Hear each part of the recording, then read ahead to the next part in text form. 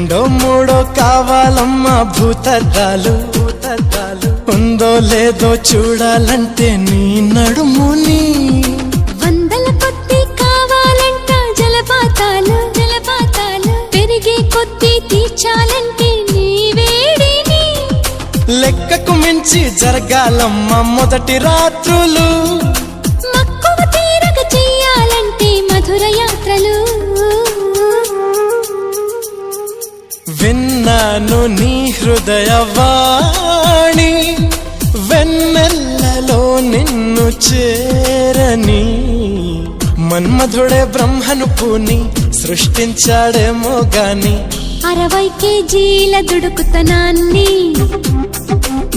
అలుపన్నది ఎరుగని రవితేజాన్ని